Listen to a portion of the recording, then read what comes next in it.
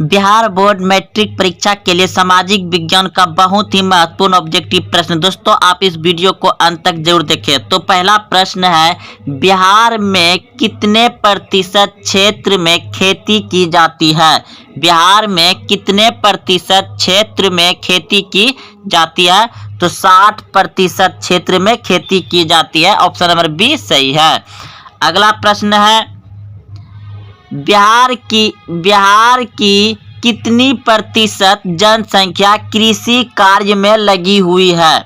बिहार की कितनी प्रतिशत जनसंख्या कृषि कार्य में लगी हुई है? तो 80%। ऑप्शन नंबर को यानी ए सही है। अगला प्रश्न है, इनमें से कौन गन्ना उत्पादक जिला नहीं है? इनमें से कौन गन्ना उत्पादक जिला नहीं है? तो आपका हो जाएगा मुजफ्फरपुर। मुजफ्फरपुर में गन्ना उत्पादन नहीं होता है। अगला प्रश्न है, बिहार के जूट उत्पादन में क्या हो रहा है? गिरावट हो रही है यानी कि कमी हो रही है। बिहार के जूट उत्पादन में क्या हो रही है? गिरावट हो रही है यानी कमी हो रही है। अगला प्रश्न है, तंबाकू उत्पादन क्षेत्र है।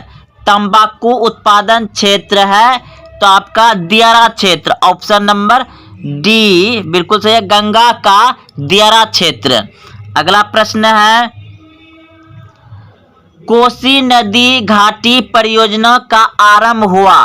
कोसी नदी घाटी परियोजना का आरंभ हुआ तो 1954 में कोसी नदी घाटी परियोजना का आरंभ हुआ। ऑप्शन नंबर गो यानी डी सही है, 1954। अगला प्रश्न है, गंडक परियोजना का निर्माण किस स्थान पर हुआ? गंडक परियोजना का निर्माण किस स्थान पर हुआ? तो ऑप्शन नंबर खो बिल्कुल सही है, वाल्मीकि नगर।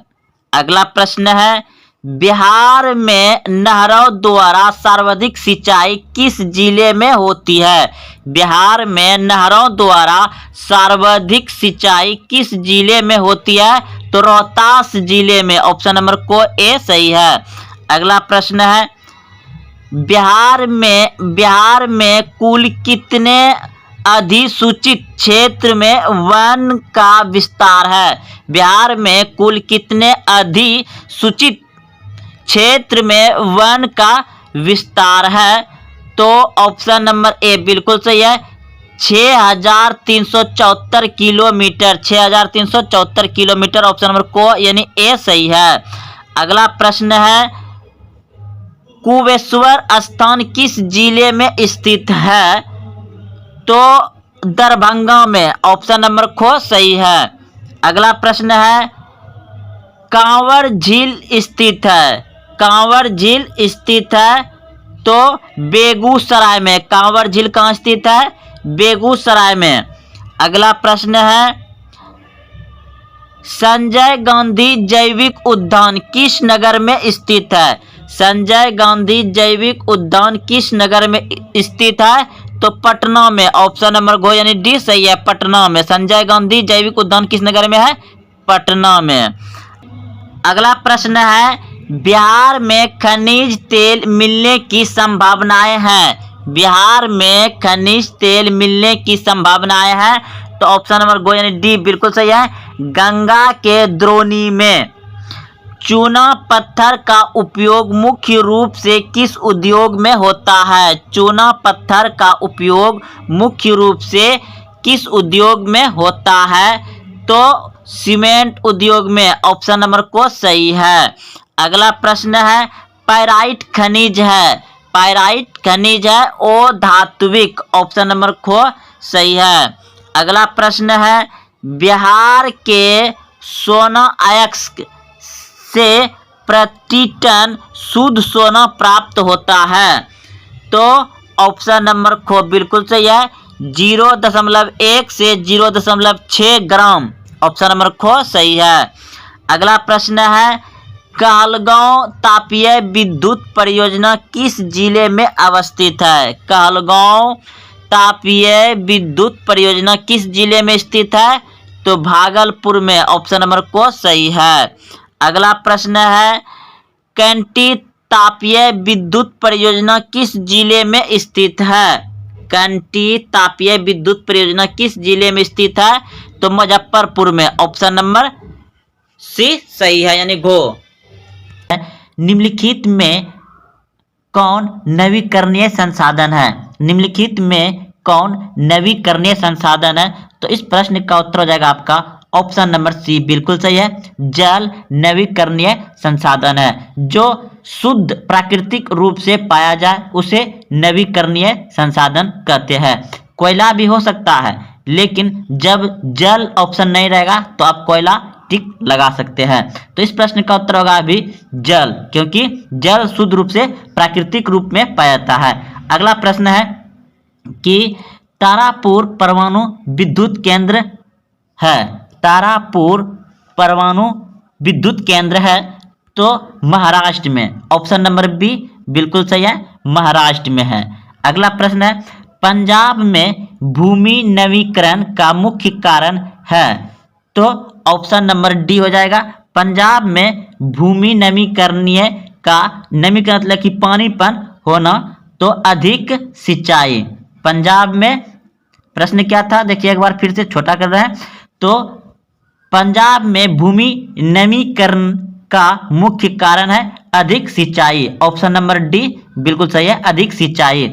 अगला प्रश्न देखिए, मानव शरीर में जल की मात्रा होती है। मानव शरीर में जल की मात्रा होती है तो 65%।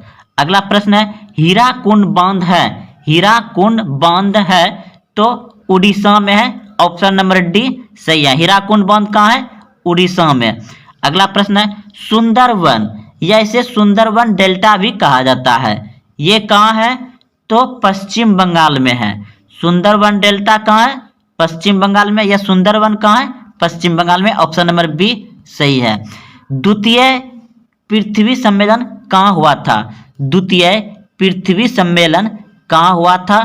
तो इस प्रश्न का उत्तर हो जाएगा आपका न्यूयॉर्क में हुआ था। ऑप्शन नंबर ए सही है। अगला प्रश्न है, किस राज्य में वनों का सबसे अधिक विस्तार है? किस राज्य में वनों का सबसे अधिक विस्तार है? तो इस प्रश्न का उत्तर हो जाएगा आपका मध्य प्रदेश। मध्य प्रदेश में वन अधिक है, जंगल झाड़ जिसे कहते हैं। अगला प्रश्न है, पर्यावरण संरक्षण हेतु पहला विश्व शिखर सम्मेलन कहाँ हुआ था? तो इस प्रश्न का उत्तर हो जाएगा आपका ऑप्शन नंबर ए बिल्कुल सही है, स्टॉकहोम में। अगला प्रश्न है, 1992 ईस्वी में पृथ्वी सम्मेलन कहाँ हुआ था? 1992 ईस्वी में पृथ्वी सम्मेलन कहाँ हुआ था? तो रियो डी जेनेरियो। प्रश्न है, धर्म की समुदाय का मुख्य आधार मानने वाला व्यक्ति को कहा जाता है? तो इस प्रश्न का उत्तर होगा आपका ऑप्शन नंबर बी बिल्कुल सही है, सांप्रदायिक कहा जाता है। अगला प्रश्न है, सांप्रदायिक राजनीति किस धारणा पर आधारित है? सांप्रदायिक राजनीति किस धारणा पर आधारित है? तो एक धर्म दूसरे धर्म में श्रेष्ठ है। एक धर्म में दूसरे धर्म श्रेष्ठ है, यही सांप्रदायिक राजनीति की धारणा पर आधारित है। अगला प्रश्न है आपका, भारत में मतदाता होने के न्यूनतम आयु क्या है? यानी भारत में वोट गिराने की उम्र क्या है? तो इस प्रश्न का उत्तर हो जाएगा आपका ऑप्शन नंबर सी बिल्कुल सही है, 18 वर्ष।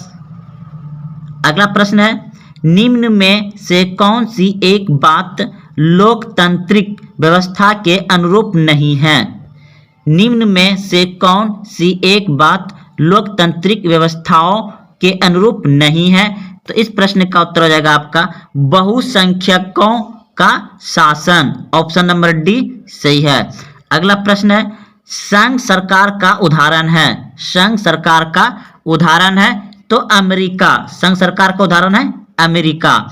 अगला प्रश्न है, सत्ता में साझेदारी सही है क्योंकि? सत्ता में साझेदारी सही है क्योंकि ऑप्शन नंबर ए सही है, यह विविधता को अपने में समेट लेती है।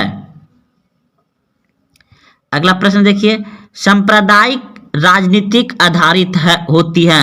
सांप्रदायिक राजनीतिक आधारित होती है तो ए धर्म पर, किस पे होती है? धर्म पर। अगला प्रश्न है, भारतीय संविधान के अनुच्छेद 19 में देश के सभी नागरिकों को कौन सा मूल अधिकार दिया गया है? भारतीय संविधान के अनुच्छेद 19 में देश के सभी नागरिकों को कौन सा मूल अधिकार दिया गया है? तो इस प्रश्न का उत्तर होगा आपका ऑप्शन नंबर ए, बिल्कुल सही है, स्वतंत्रता का अधिकार दिया गया है। स्वतंत्रता का अधिकार दिया गया है अनुच्छेद 19। अगला प्रश्न है, अंतर्राष्ट्रीय महिला दिवस किस तिथि को मनाया जाता है? अंतर्राष्ट्रीय महिला दिवस किस तिथि को मनाया जाता है? तो इस प्रश्न का उत्तर होगा आपका ऑप्शन नंबर बी, बिल्कुल सही है, 8 मार्च को। सत्ता में साझेदारी का अच्छा उदाहरण प्रस्तुत करने वाला राष्ट्र कौन सा है? सत्ता में साझेदारी का अच्छा उदाहरण प्रस्तुत करने वाले राष्ट्र कौन सा है? तो इस प्रश्न का उत्तर हो जाएगा आपका ऑप्शन नंबर सी, बिल्कुल सही है, बेल्जियम। प्रश्न है, भारत में योजना आयोग के अध्यक्ष कौन थे? भारत में योजना आयोग के अध्यक्ष कौन थे? तो इस प्रश्न का उत्तर हो जाएगा प्रधानमंत्री। भारत में योजना आयोग के अध्यक्ष कौन होते हैं? प्रधानमंत्री होते हैं। अगर पूछ दिया जाए कि वर्तमान में योजना आयोग का अध्यक्ष कौन है, तो नरेंद्र मोदी होगा। लेकिन योजना आयोग को हटा करके अब इसी जगह नीति आयोग लाया गया है। तो चलते हैं अगले प्रश्न की ओर। प्रश्न है, इनमें से कौन एक बीमारू राज्य नहीं है? तो बिहार बीमारू राज्य है, मध्य प्रदेश बीमारू राज्य है, उड़ीसा बीमारू राज्य है और कर्नाटक यह नहीं है। तो यहाँ पूछ रहा था नहीं, तो इसलिए ऑप्शन नंबर सी सही है। तो इनमें से कौन एक बीमारू राज्य नहीं है? तो कर्नाटक बीमारू राज्य नहीं है। अगला प्रश्न है, ऊर्जा के मुख्य स्रोत क्या है? ऊर्जा के मुख्य स्रोत क्या है? तो कोयला, पेट्रोलियम, विद्युत, इनमें सभी। ऑप्शन नंबर डी सही है, इनमें सभी हो जाएगा। अगला प्रश्न है, निम्नलिखित में कौन बीमारू राज्य है? तो निम्नलिखित में कौन बीमारू राज्य है? तो इस प्रश्न का उत्तर हो जाएगा आपका ऑप्शन नंबर डी, बिल्कुल सही है, इसमें बीमारू राज्य है बिहार। ऑप्शन नंबर डी सही है। प्रश्न है कि योजना आयोग को भंग कर कौन सा आयोग बना? ये शुरू में ही बता चुके दोस्तों, कुछ ही देर में। योजना आयोग को भंग कर कौन सा आयोग बनाया गया है? तो इस प्रश्न का उत्तर हो जाएगा आपका ऑप्शन नंबर ए, बिल्कुल सही है, नीति आयोग बनाया गया है। योजना आयोग को भंग करके कौन सा आयोग बनाया गया है? NITI Aayog. Option number A सही है। अगला प्रश्न है, राष्ट्रीय विकास परिषद का गठन कब हुआ था? राष्ट्रीय विकास परिषद का गठन कब हुआ था? तो इस प्रश्न का उत्तर हो जाएगा आपका ऑप्शन नंबर सी, 1952 ईस्वी में। 1952 ईस्वी में हुआ था। बिहार की जनसंख्या 2011 की जनगणना के अनुसार कितनी है? तो इस प्रश्न का उत्तर हो जाएगा आपका ऑप्शन नंबर बी, बिल्कुल सही है। प्रश्न है, बिहार के विकास में एक बहुत बड़ी बाधा है। बिहार के विकास में एक बहुत बड़ी बाधा है। बाधा यानी कि रुकावट है जो बिहार को आगे नहीं बढ़ने देता है। तो वह क्या है? बाढ़। बाढ़ से बिहार में बहुत हानि होता है, जान माल की हानि, गांव देहात पूरा बाढ़ में बह जाता है, रोड सड़क। तो इस प्रश्न का उत्तर आ गया बाढ़। अगला प्रश्न देखिए, प्रथम पंचवर्षीय योजना शुरू हुआ था। प्रथम पंचवर्षीय योजना शुरू हुआ था तो 1951 में। ऑप्शन नंबर सी सही है। अगला प्रश्न है, निम्न में कौन प्राथमिक क्षेत्र कहा जाता है? निम्न में कौन प्राथमिक क्षेत्र कहा जाता है? तो कृषि को प्राथमिक क्षेत्र कहा जाता है। कृषि, पशुपालन, ये सभी जो कि प्राथमिक क्षेत्र है, और द्वितीय क्षेत्र हो गया आपका उद्योग, द्वितीय क्षेत्र हो गया उद्योग, तृतीय क्षेत्र हो गया आपका सेवा, तृतीय क्षेत्र सेवा। तो आपका प्रश्न था निम्न में कौन प्राथमिक क्षेत्र कहा जाता है, तो कृषि और पशुपालन होगा। अगला प्रश्न है बिहार में किसकी प्रधानता है, तो इस प्रश्न का उत्तर हो जाएगा आपका ऑप्शन नंबर कृषि, ऑप्शन नंबर डी बिल्कुल सही है, कृषि होगा। अगला प्रश्न है रेल बजट को किस वित्तीय वर्ष में सामान्य बजट में समावेशित किया गया है, तो इस प्रश्न का उत्तर हो जाएगा आपका 2017-18 में, ऑप्शन नंबर डी सही है। प्रश्न है रेल बजट को किस वित्तीय वर्ष में सामान्य बजट में समावेशित किया गया है, तो ऑप्शन नंबर डी सही है, 2017-18 में। अगला प्रश्न है 12वीं पंचवर्षीय योजना की अवधि क्या है, 12वीं पंचवर्षीय योजना की अवधि क्या है, तो 2012 से 2017 तक 12वीं पंचवर्षीय योजना था। प्रश्न है यूरोप का मरीच किसे कहा जाता था, यूरोप का मरीच किसे कहा जाता था, तो यूरोप का मरीच ऑप्शन नंबर ए बिल्कुल सही है, तुर्की को कहा जाता है, यूरोप का मरीच तुर्की।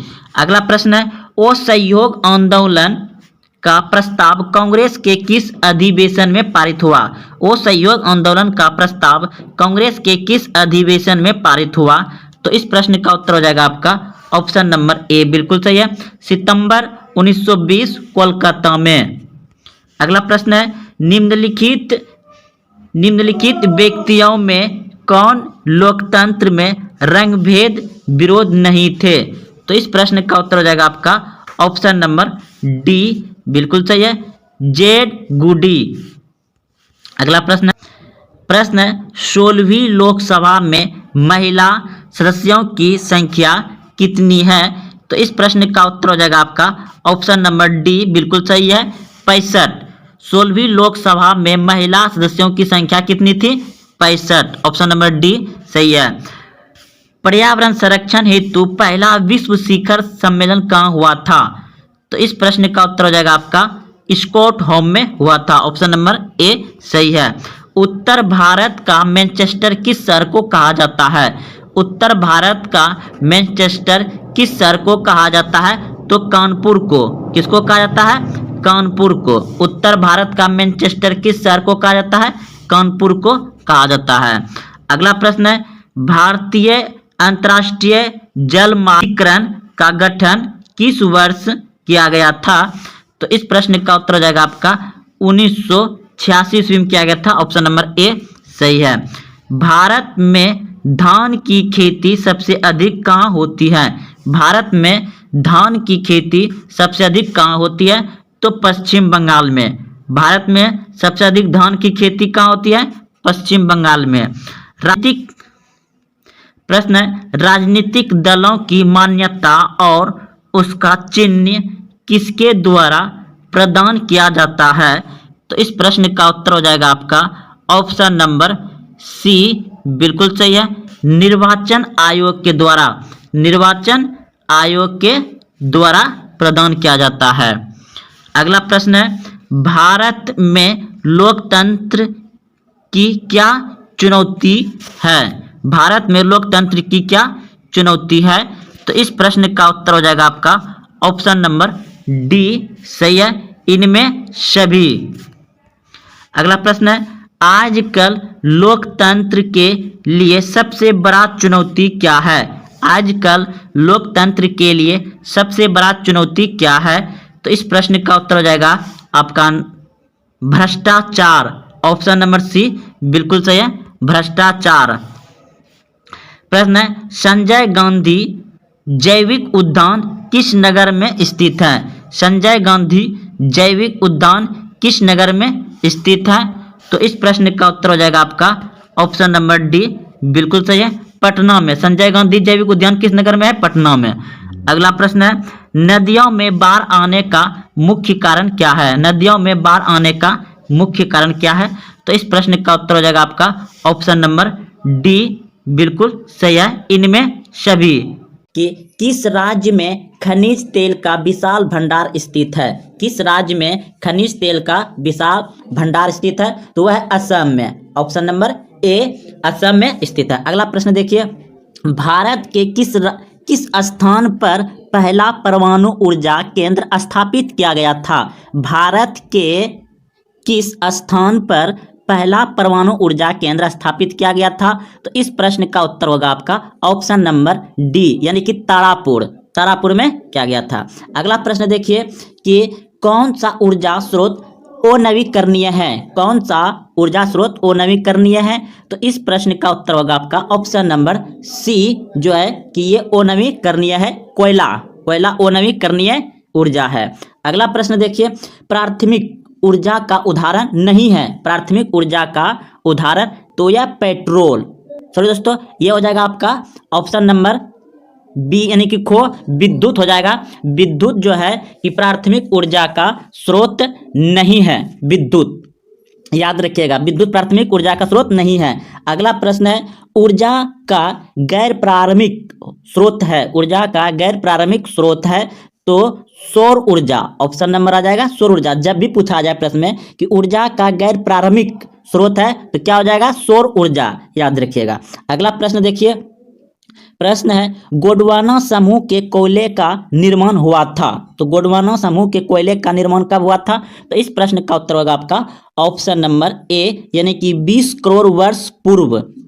अगला प्रश्न देखिए, भारत में कोयले का सर्वप्रमुख उत्पादक राज्य, यानी भारत में सर्वप्रमुख उत्पादक राज्य कोयले का कौन सा हो जाएगा? तो झारखंड होगा। सबसे अधिक कोयला का उत्पादन होता है झारखंड में।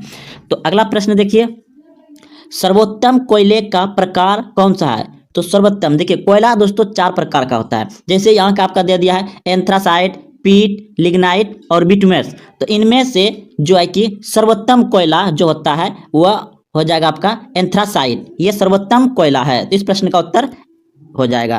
तो चलिए अगले प्रश्न की ओर, मुंबई हाई क्यों प्रसिद्ध है? मुंबई हाई क्यों प्रसिद्ध है? तो इस प्रश्न का उत्तर हो जाएगा आपका खनिज तेल हेतु।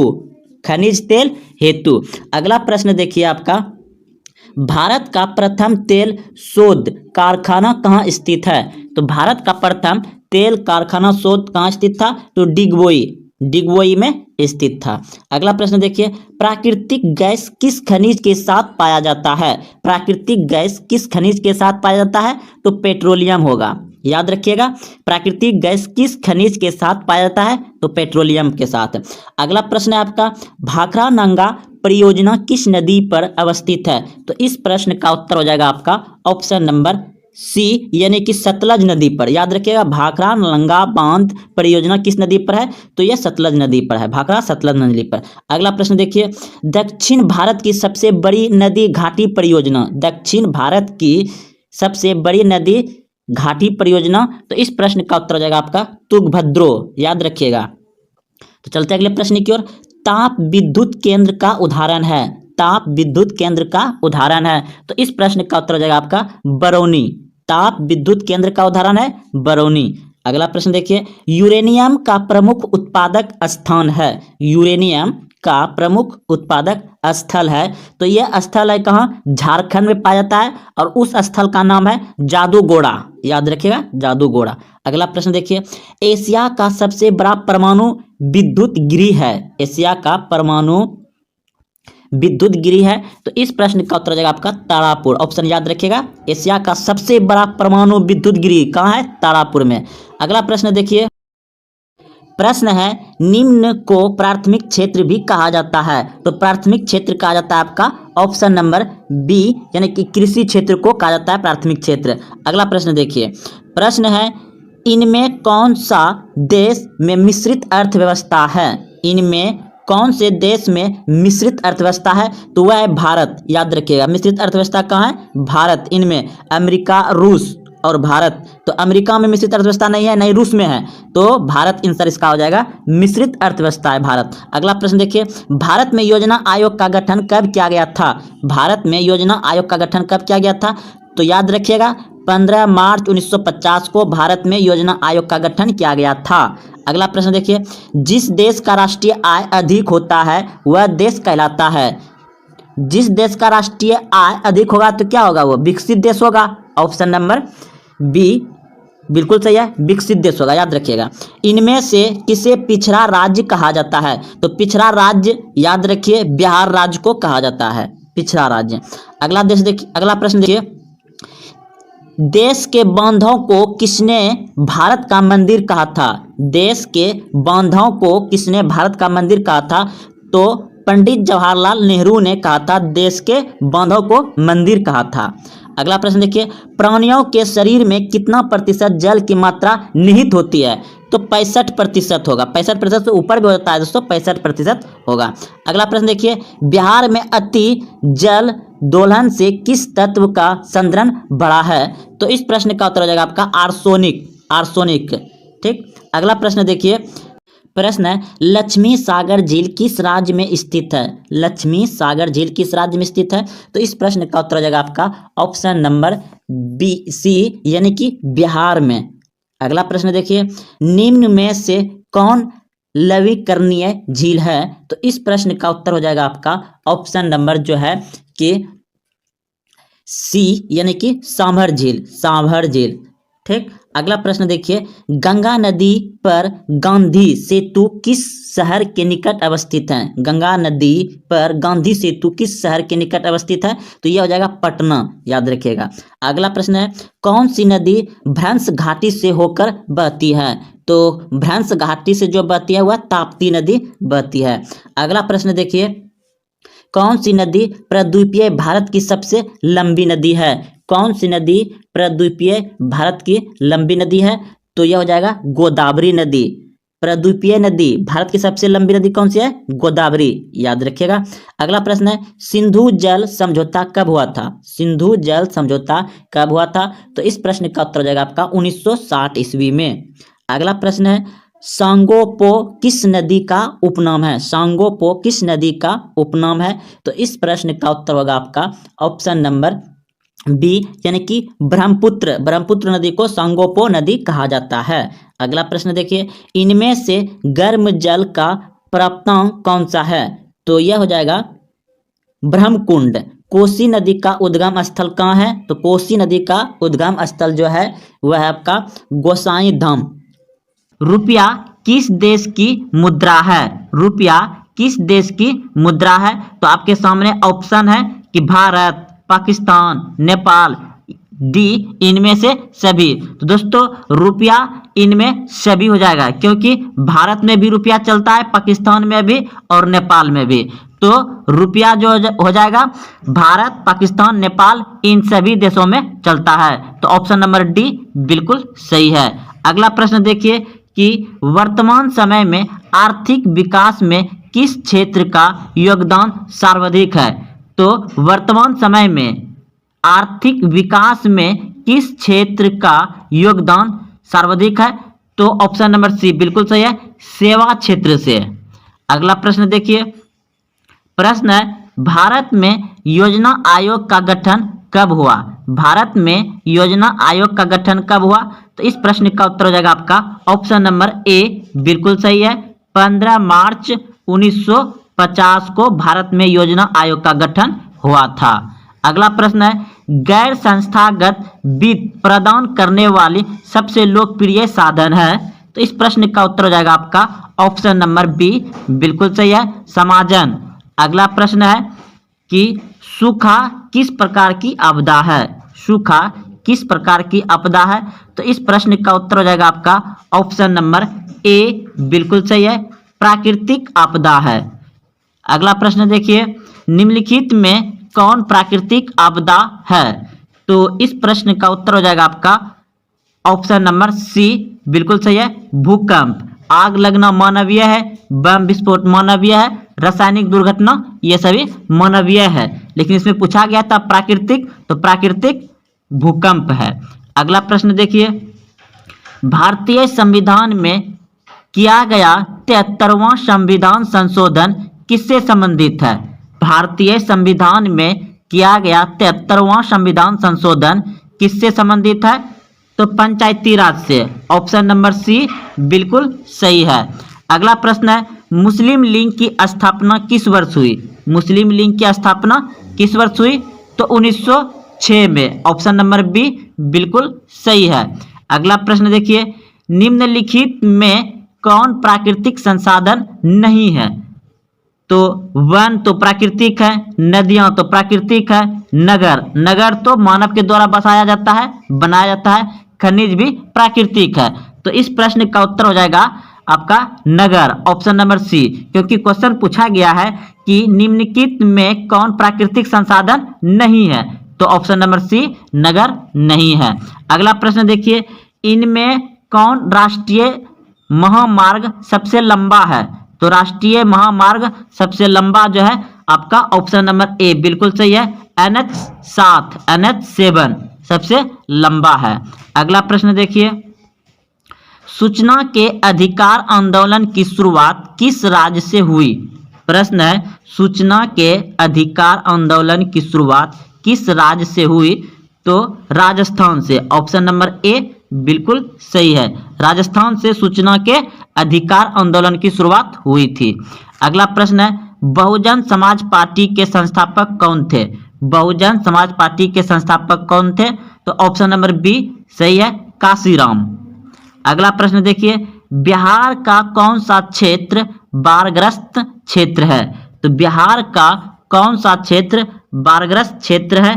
तो इस प्रश्न का उत्तर हो जाएगा आपका ऑप्शन नंबर डी बिल्कुल सही है, उत्तरी बिहार। अगला प्रश्न है, इनमें से कौन प्राकृतिक आपदा नहीं है? तो इनमें से कौन प्राकृतिक आपदा नहीं है? तो ऑप्शन नंबर सी बिल्कुल सही है, आतंकवाद नहीं होगा।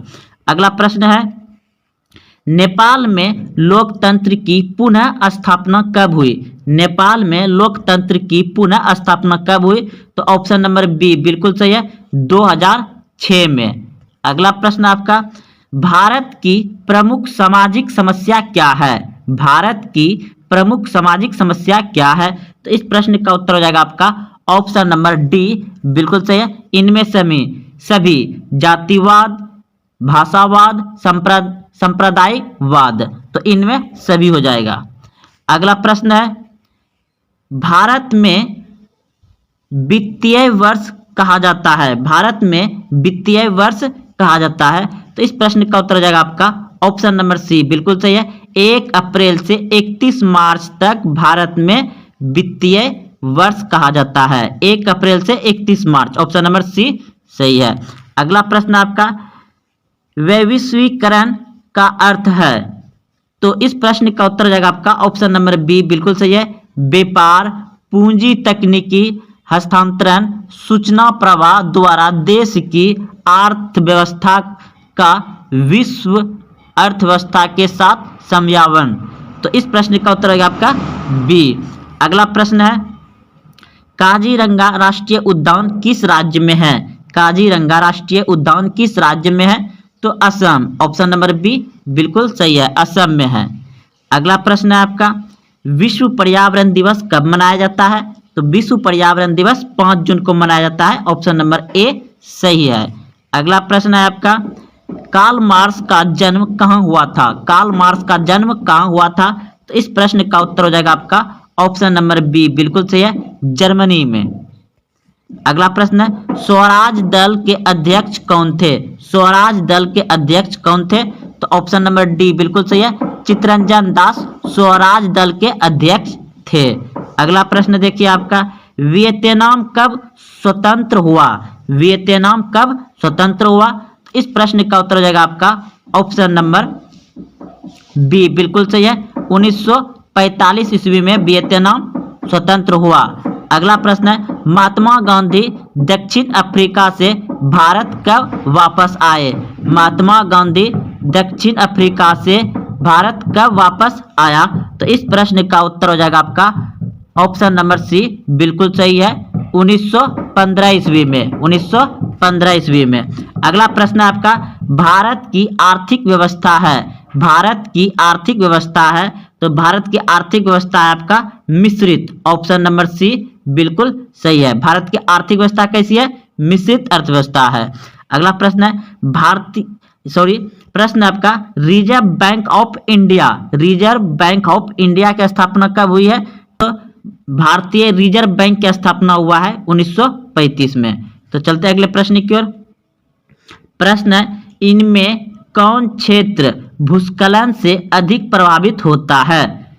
तो भूस्खलन से अधिक प्रभावित होता है दोस्तों, ऑप्शन नंबर ए बिल्कुल सही है, कश्मीर और उत्तराखंड। कश्मीर और उत्तराखंड भूस्खलन से प्रभावित होता है, कश्मीर और उत्तराखंड। अगला प्रश्न है, कोसी में बाढ़ आने का क्या कारण है?